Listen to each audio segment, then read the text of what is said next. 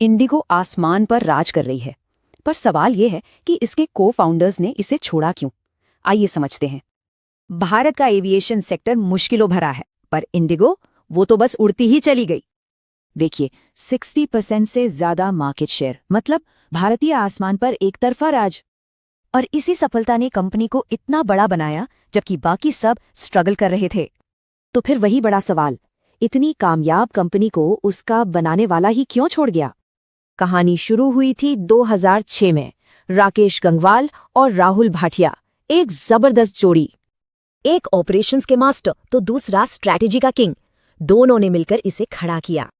पर बाहर से जो कामयाबी दिख रही थी, अंदर ही अंदर एक बड़ा टकराव पक रहा था। और झगड़े की जड़ थी कॉर्पोरेट गवर्नेंस। आसान भाषा में, कंपनी चलाएगा कौन और कैसे। गंगवाल का आरोप था कि भाटिया अपनी कंपनियों के जरिए इंडिगो पर ज्यादा कंट्रोल कर रहे थे। और ये सिर्फ एक मतभेद नहीं था, ये कंपनी के भविष्य पर एक बड़ा खतरा था। बात जब नहीं बनी तो लड़ाई बोर्डरूम से निकलकर सीधी लंदन की अदालत पहुंच गई।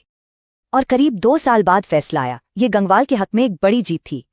कोर्ट ने उन नियमों को खत्म कर दिया जो दोनों को एक दूसरे के फैसले रोकने की ताकत देते थे। इसका मतलब, अब दोनों के शेयर आजाद थे, वो अपनी मर्जी से इन्हें बेच सकते थे। तो कानूनी लड़ाई तो जीत ली, फिर भी गंगवाल ने जाने का फैसला क्यों किया? क्योंकि उनके लिए असल दिक्कतें तो अब भी वही थीं, मतलब कंपनी चलाने का तरीका। तो फरवरी 2022 में उन्होंने बोर्ड से इस्तीफा दे दिया और कंपनी से निकलने का प्लान बना लिया। और ये कोई जल्दबाजी का फैसला नहीं था, ये एक सोचा समझा 5 साल का एग्जिट प्लान था। उन्होंने अपनी हिस्सेदारी को धीरे धीरे बेचा, कई हजार करोड़ के शेयर बेच डाले। तो जाहिर है, ये फैसला पैसों के लिए नहीं, बल्कि उसूलों के लिए था। उनकी एक बात सब कुछ साफ कर देती है, जब पायलट पर ही भरोसा न हो तो उड़ान कैसी? ये कहानी एक सबक है कि बड़ी कंपनियां भरोसे और सम्मान की नींव पर बनती हैं।